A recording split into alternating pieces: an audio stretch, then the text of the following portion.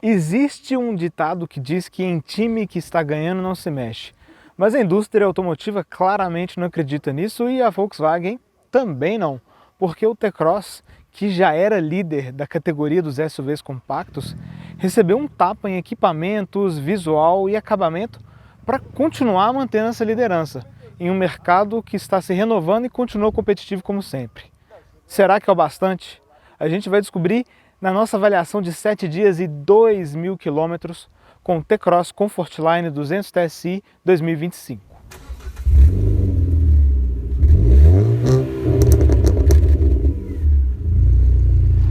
E se você for comprar um carro usado ou seminovo, não deixe de usar o serviço de consulta veicular Dá Olho no Carro.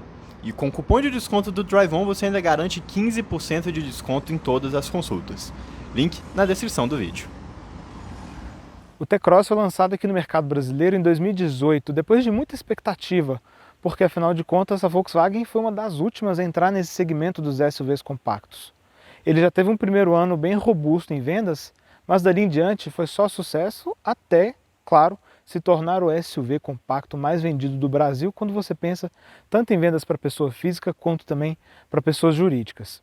E foi justamente para manter essa posição que agora em meados de 2024, já para a linha 2025, a Volkswagen fez esse facelift, mudando traseira, dianteira, rodas nas laterais, um belo de um tapa em acabamento no interior, mas mantendo a mesma linha de versões.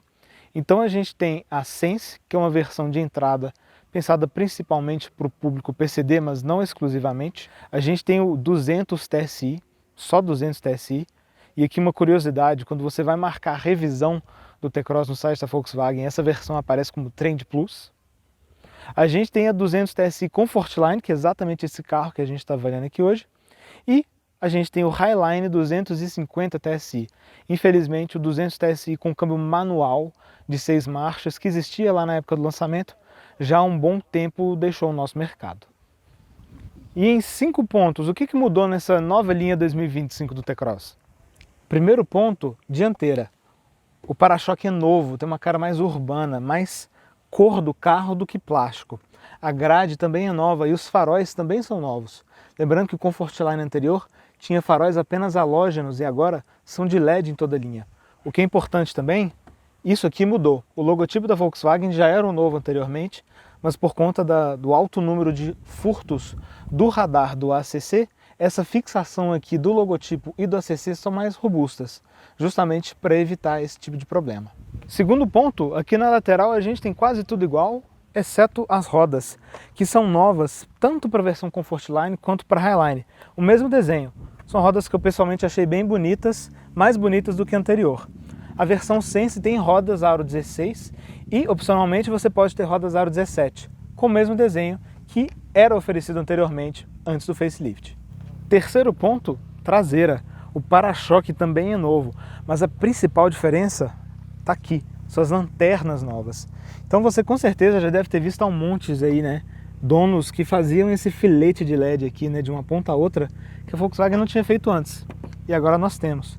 E são lanternas totalmente em LED. Os elementos internos também são diferentes. E uma novidade, agora a gente tem a luz traseira de neblina, que fica lá do outro lado. Quarto ponto que mudou, o painel.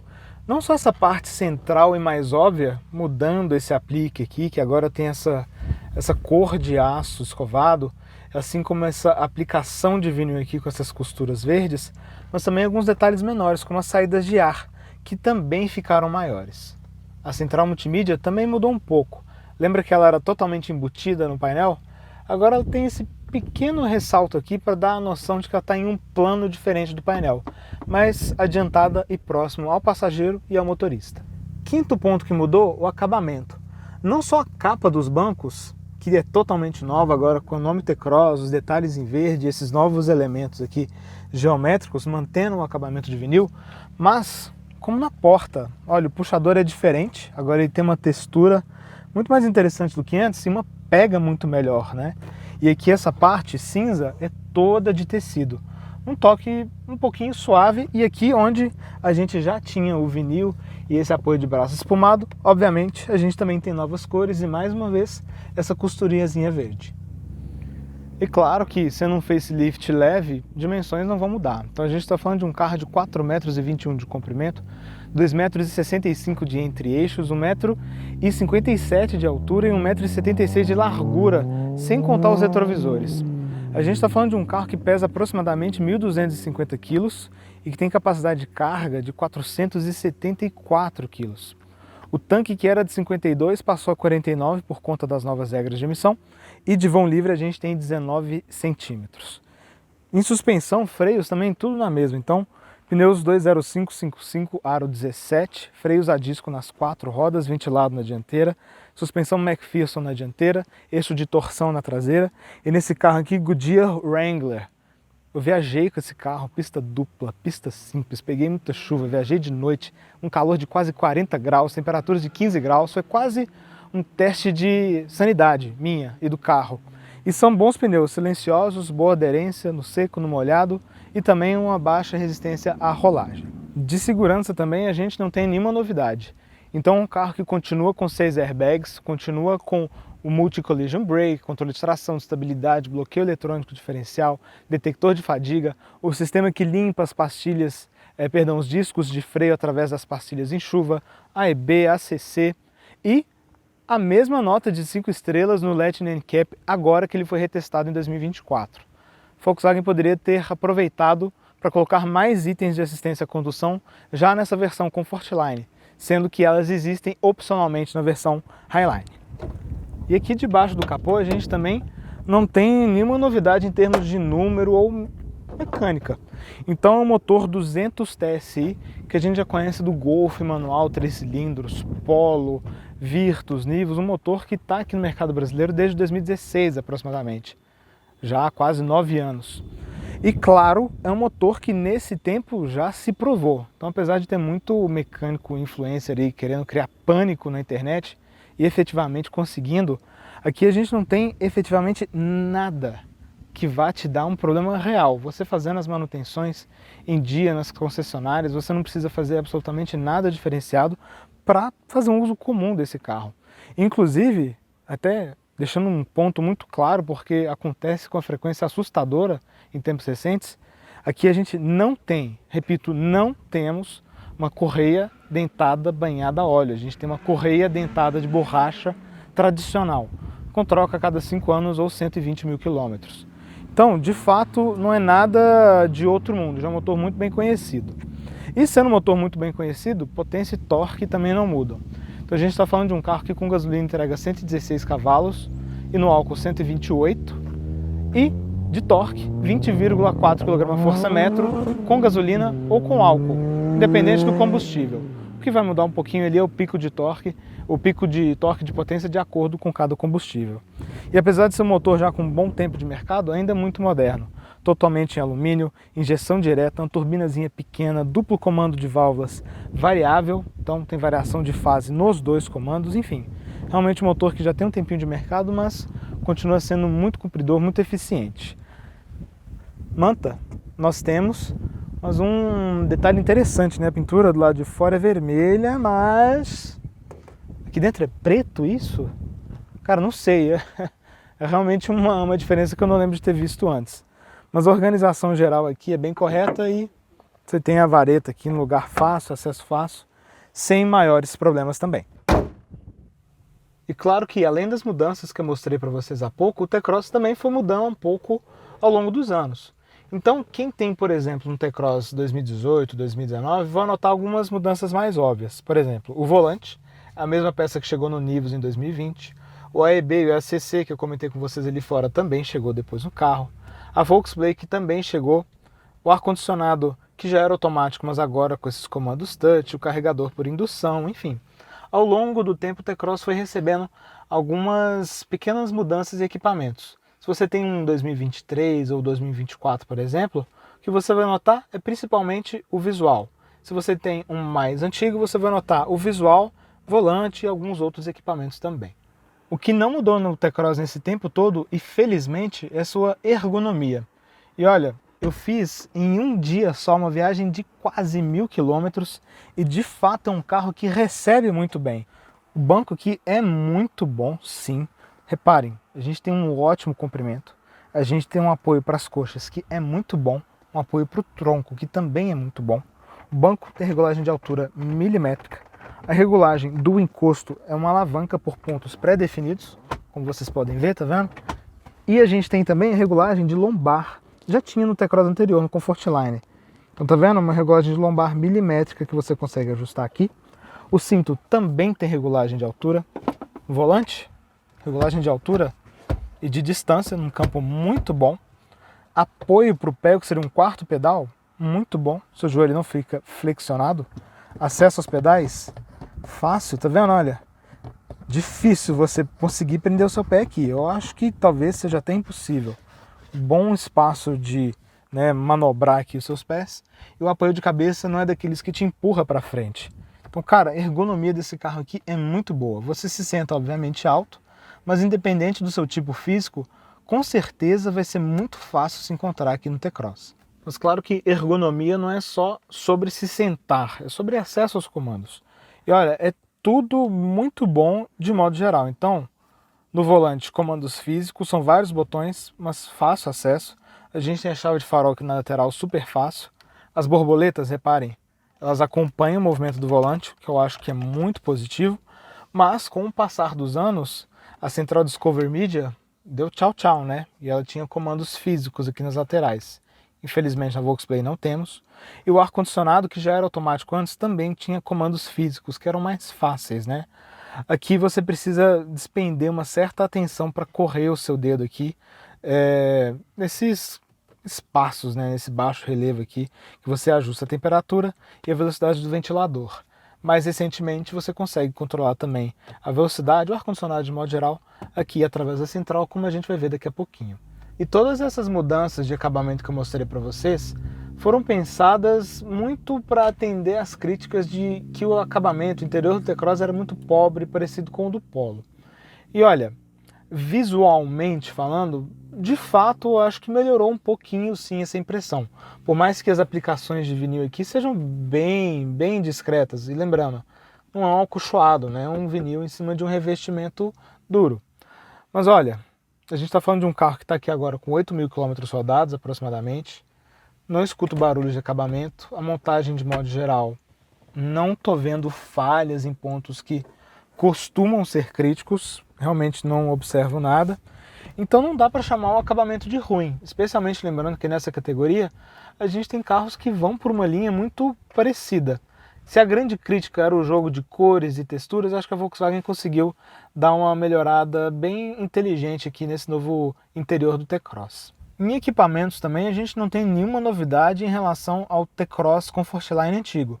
Então basicamente tudo que vocês viram aqui é de série, com apenas uma exceção, o teto solar, que já era um opcional anteriormente, um opcional que fica na faixa dos R$ 7.500, R$ 8.000, é um teto duplo que abre só aqui na dianteira, num bom campo, cortina e janelas elétricas.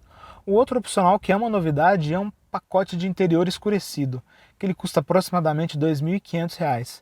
Ele vai mudar o revestimento dos bancos, continua de vinil, mas é um vinil todo escuro, e as partes que são mais claras aqui nesse T-Cross ficam escuras com esse pacote opcional. E olha, uma coisa aqui que eu estava pensando, o Lucas acho que leu a minha mente. Em 2015 eu comprei um Focus Highline, e na época eu podia escolher entre o interior claro e escurecido, mudava o acabamento dos bancos, o acabamento do painel, e na época a Volkswagen não cobrava por isso.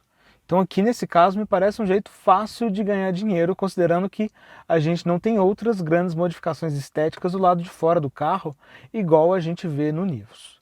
Mas, feita essa ressalva, uma coisa que é muito bom de ver é quando coisas que precisavam melhorar, melhoraram, e coisas que não precisavam mudar, não mudaram. E exatamente o que eu estou querendo falar agora é da dupla Active Info Display com a Volksplay. Então a Active Info Display continua aquela bela tela de 10,2 polegadas, de alta definição, uma leitura perfeita independente da condição de luz e diversas informações. Então aqui a gente tem, por exemplo, dados de condução, onde você tem 3 medições de consumo, velocidade e distância. A gente tem autonomia, velocidade digital, temperatura do óleo, um trip, consumo instantâneo. Uma coisa que é legal também é que, por exemplo, eu vou deixar nessa tela de música e apertando o botão View, Você tem outras opções de visualização, caso você queira deixar a tela mais limpa em uma viagem, por exemplo. Você tem essa opção, também essa opção, e de volta essa aqui de mostradores que eu acho mais tradicional. Ali dentro da Volksplay você consegue configurar também o que você tem dentro de cada um dos relógios ali, né? Então dentro do relógio do conta-giros eu coloquei autonomia e dentro ali do relógio de velocímetro eu coloquei a medição de consumo. Posso escolher entre algumas opções ali dentro da central multimídia. Uma coisa que ele perdeu em relação aos T-Cross mais antigos, pré-Volksplay, foi o mapa aqui direto no painel de instrumentos. Como a Discover Media tinha navegação embarcada, ela conseguia fazer esse espelhamento aqui direto no painel. Então era legal, você colocava o endereço, você viu o mapa exatamente aqui, você tinha as direções, o caminho que você estava fazendo, suas próximas conversões. Isso infelizmente ficou para trás, mas agora a Volkswagen está lançando uma nova Volksplay no Nivus, com mais recursos de conectividade. Vamos ver se vem alguma novidade nesse sentido por aí. Então a Volksplay continua sendo uma tela de 10 polegadas de alta definição e um sistema operacional totalmente feito no Brasil. Acho que talvez até por isso que ela tenha agradado tanto aqui o nosso mercado, né? Então nessa tela inicial você tem essa visão de ícones muito fácil. Você tem uma segunda tela aqui muito relacionada ao veículo, então você tem repetição dos dados de viagem, por exemplo, aí da central multimídia, estado. O que é interessante, off-road, então o ângulo da roda, tá vendo? Ali virando o volante, altitude, temperatura do óleo, tanque e arrefecimento. O modo de condução, você tem o Eco, o normal, o Sport e o individual. Você consegue personalizar em vários fatores, por exemplo, transmissão, que atua no mapa do câmbio e do acelerador, direção, ar-condicionado ou retomada do ACC, o que é bem legal, acho bem interessante mesmo. E o que eu acho também bem legal é que aqui na loja de aplicativos, lembrando, você precisa rotear a internet do seu celular para baixar ele, você tem para baixar eles, perdão, você tem alguns que são bem comuns, né? Então, olha, Spotify, o Waze, você consegue deixar logado aqui, o sem parar, de seguro. Outra coisa que é legal aqui, né? Repetidor dos comandos do ar-condicionado, então realmente sem muitos mistérios e como vocês podem ver, continua sendo um ar-condicionado de apenas uma zona. E claro, o espelhamento sem fio para Android Auto e Apple CarPlay. Sem muitos mistérios, acho que a tela mostra aqui como ela é boa de definição, de cores, de usabilidade. Gosto bastante dessa tela, como vocês podem ver, bem tranquilo de usar, bem fácil. Mas tem um ponto aqui que me desagrada bastante, que é a câmera de ré. Então, botei aqui, olha, sensor traseiro e dianteiro que aparece, mas a qualidade da imagem aqui não é muito boa. E já me falaram que isso não é uma questão de hardware, ou seja, da câmera, sim de software, da própria Volksplay, uma vez que na Discover Media a gente tinha uma qualidade de imagem muito melhor. Então aqui, talvez justamente por ser uma coisa nacional, talvez um pouco mais apertada em custos do que a gente via na Discover Media, que era outro tempo de Volkswagen europeia também, a gente tem algumas simplificações como essa e questão de qualidade de som, que pessoalmente não me incomoda, mas já li relatos também de que o processador de som aqui dessa central é pior do que a gente tinha na Discover Media, especialmente quando a gente tinha o pacote Beats no antigo T-Cross, que tinha um processador de som da Panasonic. Então, de fato, aqui a gente tem algumas economias em pontos que, para a maior parte das pessoas, não vai ser percebido quando você compara diretamente com a já antiga Discover Media. Mas olha, não me entendam mal, a gente não tem complexo de vira-lata aqui. Soluções brasileiras também são muito boas em muita coisa. E aqui eu acho que fica bem claro. O T-Cross europeu ele tem um entre-eixos mais curto, do Polo, ou seja, 2,56 m. E aqui a gente tem um entre-eixos do Virtus, mais longo, 2,65 m. Então a gente tem um baita de um espaço interno aqui. Olha, esse banco está regulado para mim, eu tenho 1,77 m de altura. Olha o espaço que eu tenho aqui, do joelho para o encosto. Eu consigo esticar as pernas, eu tenho muito espaço aqui debaixo do banco para mexer minhas pernas lateralmente. Eu tenho um assento que também é muito comprido, muito bom, que apoia bem as coxas, inclusive com bom apoio lateral. Eu acho que é um traço muito bom desses carros com a plataforma MQB. E de espaço para a cabeça, tem 4, 5 dedos, que também me parece bem bom, considerando que aqui a gente tem um teto solar que é duplo. Mas com esse entre-eixos mais longo, o fato é que quando você olha o T-Cross brasileiro lado a lado com o europeu por fotos, Dá para notar como ele é um pouquinho mais desajeitado quando você olha aqui especialmente para essa medida de entre-eixos do lado de fora. O T-Cross europeu mais curtinho me parece um pouquinho mais ajeitado, mais harmônico do que o nacional. Um efeito parecido com o que a gente vê, por exemplo, no Captur europeu e no Captur brasileiro, que também tinha um entre-eixos alongado.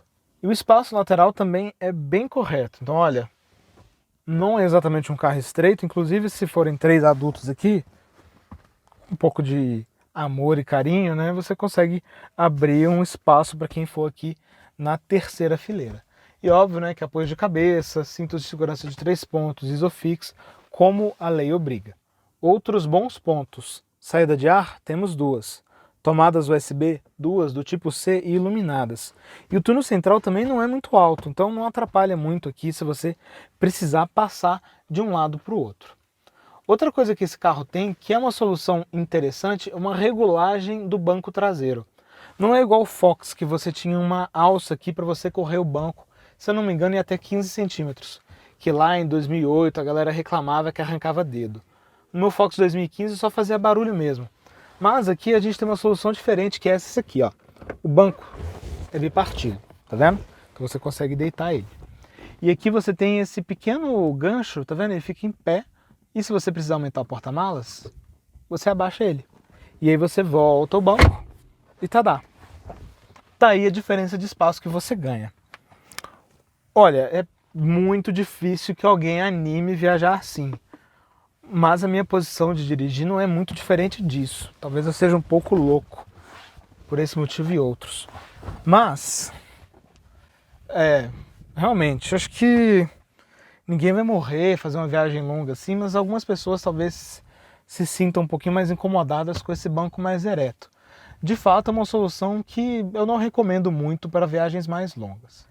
Mas olha, isso pode ser uma diferença relevante dependendo do seu uso. Então aqui é interessante que, com os bancos na posição mais relaxada, a gente tem 373 litros de capacidade. O que é uma medida só ok, bem dentro da média da categoria. A gente tem carros como o Renegade que vão a 320 e outros como o Kicks e o Creta que chegam ali aproximadamente a 420, 430, se não me engano. E é exatamente nessa faixa que o T-Cross fica quando você está no banco traseiro ali com a inclinação mais ereta. Então um porta-malas que vai até 420 litros, obviamente com os 2 bancos ajustados nessa posição. Então, dependendo do que você estiver levando, às vezes você está viajando sozinho, alguma coisa, você consegue fazer isso. Mas olha, um relato pessoal aqui. Eu viajei esse carro, né, fiz uma longa viagem, fui na casa do meu pai, voltei com tanto de coisa que ele tinha lá, que era minha. Então, para vocês terem uma ideia, eu botei aqui uma TV de 32 polegadas na caixa, um VHS, sim, um VHS, um Blu-ray, 2 caixas de foto, uma caixa de fitas VHS, uma sacola de DVD, 2 malas, uma de rodinha pequena, 3 mochilas, vazias, mas apertadas aqui, coube, uma sacolona de roupa de cama e... 2 caixas pequenas de ferramenta, uma caixinha do meu compressor a ar. E eu não estou brincando, realmente estava isso tudo aqui no T-Cross. E eu não tive problema para acomodar tudo. Então, de fato, eu achei que foi um porta-malas bem compridor. Eu acho que isso se deve principalmente a boa abertura aqui, uma boa de uma boca, e o formato dele também ajuda. Não tem grandes protuberâncias aqui que vão atrapalhar você a colocar alguma mala. E claro, a gente tem pequenos ganchos plásticos aqui, caso você precise pendurar alguma coisa leve.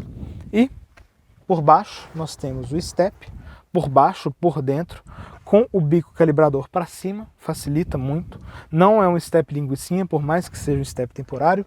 Um bom acabamento, batente em plástico, filtro nas laterais, um filtro bem simples, a tampa totalmente revestida em filtro também, puxador aqui dos 2 lados e uma solução que é tipicamente germânica, o triângulo vai aqui, que é muito positivo, né? Então, puta, furou meu pneu, alguma coisa, você tira o triângulo aqui, lembre-se de botar na distância correta e aí você consegue trocar o pneu, enfim, que você precisar fazer numa situação de emergência, tirar as malas, o que for necessário. E é uma tampa que não é das mais difíceis de fechar, acho que já foi pior. Acho que está bem tranquilo hoje em dia nisso também.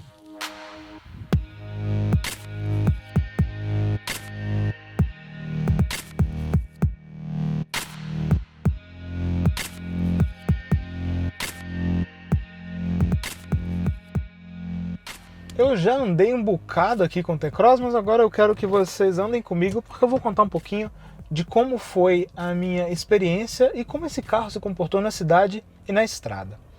Olha, vamos falar primeiro de cidade. Vou começar aqui pelo diâmetro de giro dele, que é de 10,9 metros, que é um diâmetro de giro que eu diria ser apenas correto. Tem carros aí com entre eixos mais longos e diâmetro de giro menor, mas não é um carro que você vai ter grandes dificuldades em termos de manobra. Você tem também o sensor de estacionamento dianteiro e traseiro, a câmera de ré que eu mostrei para vocês, e a gente tem também o retrovisor do passageiro com tilt down. Então você precisa achar um meio fio, uma faixa de manobra, alguma coisa, você regula o retrovisor aqui, tranquilo, sem problema absolutamente nenhum. E eles também têm rebatimento elétrico. Então um trânsito mais pesado aí, né, caso corredor de moto, essas coisas, você consegue usar desse recurso. Vamos lá então. Na cidade, como é que vai o T-Cross, né? Primeira impressão que você tem em relação à direção, que é bastante leve, até mais leve do que se espera num carro da Volkswagen. E ela é leve mesmo quando você configura aqui no seletor de modos de condução para direção no Sport. Então, do Sport para o normal, a gente não tem tanta diferença. Eu acho que é uma característica positiva quando você considera o público-alvo desse carro, né? Afinal de contas, não é um público que compra esportividade. Ainda assim, que a gente está no asfalto liso, mas peguei bastante asfalto ruim, mesmo com a pressão ecológica um pouquinho acima até, então mais ou menos 37, 38 PSI, não é uma direção que transmite muito das irregularidades do piso aqui para o volante, que eu acho que é muito positivo. E olha, uma boa resposta também. A gente vê que ela tem um bom efeito de correção, de centragem também. Então é um carro que não vai gerar nenhuma surpresa em termos de direção. Comportamento, pegada de freio e acelerador também é bastante positiva. Inclusive eu vou fazer 2 testes aqui agora. Olha, eu vou parar. Eu estou no modo normal aqui do acelerador e do câmbio. Vou sair pisando bem de leve, meio pedal em 3, 2, 1. As trocas são rápidas, olha. Ele vai engolindo as marchas. E a gente não tem exatamente um delay que pode ser chamado de incômodo. Muita gente acha que tem uma objeção, né, a isso, mas infelizmente é um traço que está ficando bastante comum nos carros brasileiros, muito por conta das novas regras de emissão. E agora eu vou fazer a mesma coisa, só que eu vou sair com o motor vazio, porque aí eu acho de fato a gente tem uma diferença. Então eu vou pisar fundo aqui, saindo em 3, 2, 1. Tem um delayzinho, ajudou que eu estava na descida, mas olha, tá até um pouco melhor do que eu lembro de ter encontrado quando a gente avaliou o Nivus e o Polo TSI com motor 170. Talvez um reflexo aí da nova calibração, né, da PL8. De fato existe uma coisa aqui, mas me parece um pouco menos aguda do que a gente tinha antes. E a programação do câmbio também agrada muito. Por quê? As trocas são muito rápidas, são muito sequinhas. Para quem é consumidor ou conhece os carros anteriores da Volkswagen, vai lembrar bastante do DSG. E olha, mesmo modo normal, ele trabalha com giro bastante baixo. Olha, fez uma redução aqui, uma redução muito boa, trabalhou até um pouquinho no conversor. E são reduções imperceptíveis, reduções, trocas ascendentes também. Um carro que troca de maneira rápida e muito precisa. Vou até aliviar o pé aqui mais uma vez. Não trocou. E esse é um ponto que eu também achei muito positivo, porque eu estou numa subida. Se eu aliviasse o pé e ele trocasse, talvez ele fosse fazer uma troca ascendente para logo em seguida uma redução. Mas me parece, suponho aqui, que ele use algum acelerômetro por conta do controle de assistente de subida, justamente para escolher qual marcha ele vai usar. Então acaba sendo uma programação que está muito bem feita, muito inteligente mesmo. E lembra aquele creeping exagerado que ainda está presente no Polo 170 TSI? Aqui não incomodou muito também não, está bem mais leve do que era antes. Então creeping exagerado é uma questão que está mais para o passado. aquela questão de trancos que muita gente reclamava. Nunca peguei, continuo não pegando nada aqui. E as trocas, olha, vai colocar uma quinta aqui já. Colocou. Ele faz exatamente o que eu faria, né? Dependendo da situação ali, troca 1.900, 1.800. E legal que também agora numa descida, eu fui aplicando freio, ele viu que eu ganhei velocidade e já chamou uma redução. Acabou de chamar outra redução, eu não estou fazendo nada aqui. Então, de fato, um bom câmbio. E em reduções provocadas também, olha, segunda, eu gosto que ele inclusive deixa entrar a marcha até em giros mais altos, que é muito eficiente para freio motor numa descida, numa rua íngreme ou alguma coisa assim. E as reduções estão todas muito boas, com interina, exceto a primeira. Vocês viram o tranquinho que a minha cabeça deu? Enfim, esse é um ponto que, infelizmente, é característico da linha Volkswagen, né? Essa redução de segunda para primeira, ela dificilmente sai muito bem. Por mais que aqui, só porque eu mostrei para vocês, não tenha sido das piores, acho que ainda é um ponto que deixa um pouco a desejar. Bem, de consumo na cidade, o que a gente teve? Rodando com gasolina, um trânsito pesado, muito pesado mesmo, assim, coisa de ficar parado, fazer um percurso de 3,5 km, ele ficou na faixa dos 7 km por litro. Com o ar desligado, né, os dias estão um pouquinho mais frios aqui em São Paulo, o que é um número que me parece muito bom, ajuda muito o start-stop nessa situação. Quando você pensa em um trânsito leve, felizmente aqui a gente não conseguiu pegar um urbano médio, mas um urbano leve, um sábado de manhã, tranquilo, avenidas livres, ruas de bairro livre, a gente ficou na faixa aqui dos 16 km por litro, chegando até 22 em vias expressas, como as marginais aqui do Rio Pinheiros e Tietê. Então, de fato, é um carro bastante econômico, né? Você nota como os pneus de baixa resistência à rolagem também ajudam bastante nisso, inclusive dentro da cidade. Agora, falando de estrada, acho que primeiro é legal dar o contexto, né? Eu saí daqui de São Paulo numa segunda-feira de noite, eram umas 9 horas, rumo a Belo Horizonte. Então, Fernão Dias, 381. Peguei, obviamente, né? Cheguei lá de madrugada, às 3 da manhã. Foi muito bom para entender a eficiência dos faróis, né? Lembrando que o T-Cross Comfortline anterior, ele tinha faróis halógenos duplos e apenas o Highline opcionalmente faróis de LED de projetor. Aqui, esses novos faróis de LED de refletores me pareceram bons. O baixo é ok, não é um facho sujo igual a gente vê no Polo, não tem aquele corte reto e definido como a gente vê em um carro com projetor, mas ainda assim achei muito bom. O que eu acho que é o destaque nesses faróis de refletor da Volkswagen, isso também no Polo, é o alto, que é um alto de longuíssimo alcance.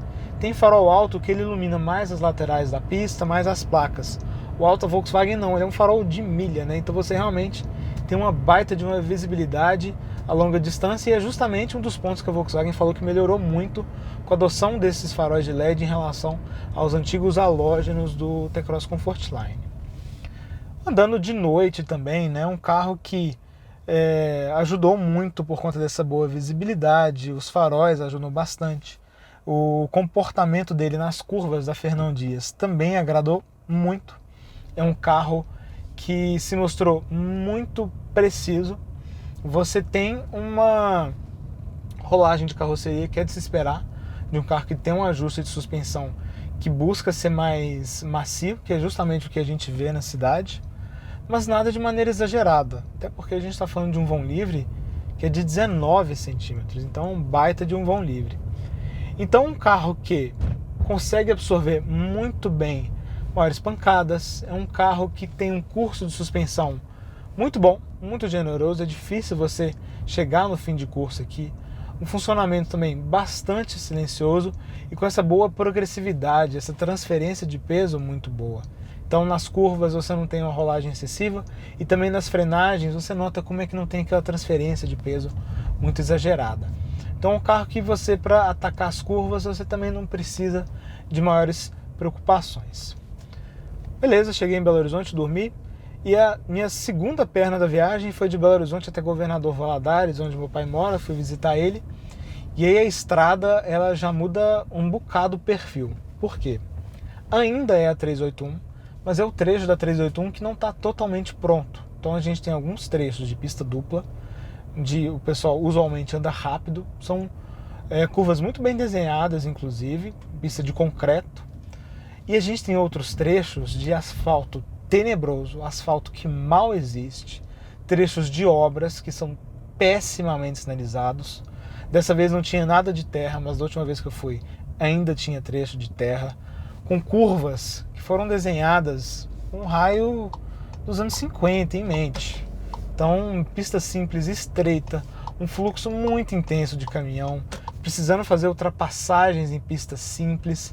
Enfim, é uma estrada que não é exatamente para qualquer um. E nessa estrada eu não viajei de noite, mas eu viajei debaixo de um sol fortíssimo na ida, 36 graus. O carro não perdeu eficiência, porque motores geralmente não gostam dessa temperatura mais alta. O ar-condicionado segurou muito bem, mesmo com a cortina do teto aberta. E na volta eu peguei muita chuva. Os limpadores foram muito eficientes mesmo. E a gente também encontrou uma boa aderência dos pneus. Fiquei até um pouco surpreso, porque eu não tive problema de aquaplanagem, não tive problema de um sentimento de baixa aderência, que o carro ia escapar, escorregar. Mesmo nos trechos com pior asfalto da rodovia, com asfalto remendado, com essa pressão um pouco mais alta, foi um comportamento até melhor do que eu esperava encontrar. E se na Fernão Dias já agradou esse bom comportamento do carro, essa precisão, na 381 Norte ainda mais, porque como eu disse, né, as curvas são ainda piores. Então um carro que de fato respondeu muito bem. E mesmo nessa situação tão extrema, nada da direção transmitir muito aqui pro motorista o que está acontecendo nas rodas. Então, de fato, reforçando um ponto positivo aí do T-Cross quando você pensa em todo o isolamento. Enfim, um carro que ele não vai te entregar um comportamento esportivo, mas ele vai te entregar sim um desempenho muito bom e também com um consumo que eu achei muito bom. Então, com álcool, com ar ligado, andando sozinho na Fernão Dias, sentido Belo Horizonte, fiz na faixa aí dos 12,5, 13 km por litro.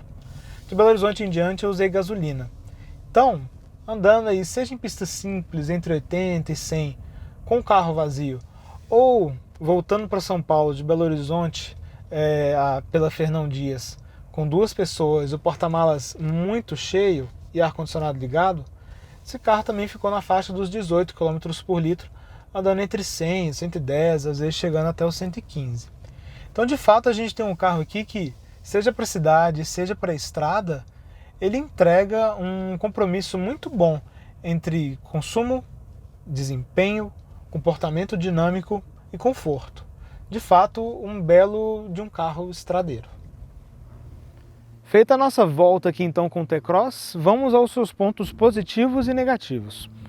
Começando pelos positivos, o primeiro deles, que acho que é bem característico do T-Cross, espaço interno. A gente tem um carro que definitivamente entrega o melhor espaço para os passageiros aqui da segunda fileira. Um carro que você tem uma sobra muito boa de joelhos, de pernas, um carro que não é estreito, um bom espaço para a cabeça. Se você tem uma família de pessoas altas, o T-Cross é um carro aqui que faz bastante sentido para você. O segundo ponto positivo, também bastante característico do T-Cross e de todo o carro da Volkswagen, é a dirigibilidade. Então aqui a gente tem um carro que ele é firminho, ele é na mão, mas ele também não é desconfortável. Um carro que tem um ajuste, um compromisso de suspensão entre dinâmica e conforto que é muito bom.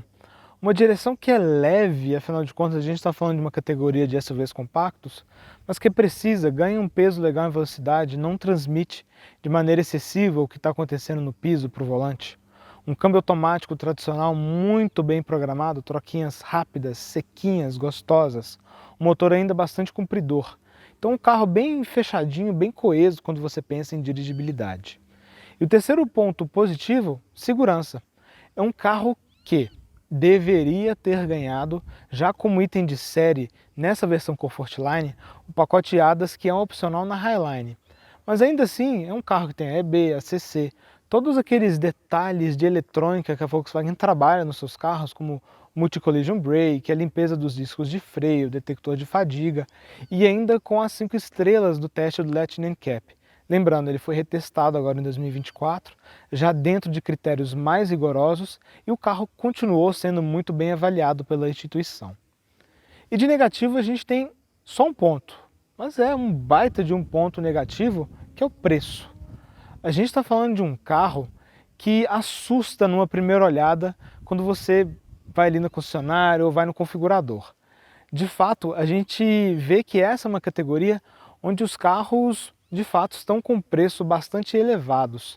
Mas olhando para o mercado de seminovos, você encontra o T-Cross com uma experiência muito parecida, um pacote muito parecido, por valores obviamente mais baixos, e até dentro da própria concessionária da Volkswagen você encontra outras 3 opções que custam de 25 a 30 mil reais a menos em preço de tabela, que também são bastante interessantes.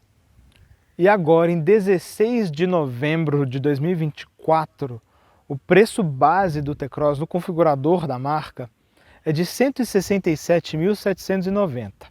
Quando você bota essa belíssima pintura vermelho Sunset a R$ 1.750 e o teto solar aproximadamente R$ 7.600, a gente está falando de um carro que vai a R$ 177 mil. Se você bota o interior escurecido ali, que é aproximadamente mais R$ 3 mil, ele já supera os 180 mil. É muito dinheiro quando você olha para as outras 3 opções que você tem dentro da mesma concessionária em valores mais baixos ou até parecidos. Começando pelos mais baixos, a gente tem o Nivus Highline 2025 já com esse facelift, custando R$ 153.990. Então a gente está falando em aproximadamente de 14, 15 mil reais a menos. É um carro tão equipado quanto esse, talvez até um pouquinho mais, com melhor desempenho, melhor consumo, maior porta-malas, ainda na pegada SUV, só que menos espaço interno. Me parece ser bem interessante. A gente tem também o Virtus Exclusive, que já não é um SUV, é um sedanzinho, que também é um ótimo carro, tem bastante espaço interno, mais equipamentos, vai ter mais desempenho, você vai ter mais porta-malas. Ele custa aproximadamente 10 mil reais a menos. E você tem o próprio T-Cross, só que na versão Highline, ou seja, com motor 250 TSI. Você sai de 128 cavalos e vai para 150, que também custa 180 mil reais, preço base.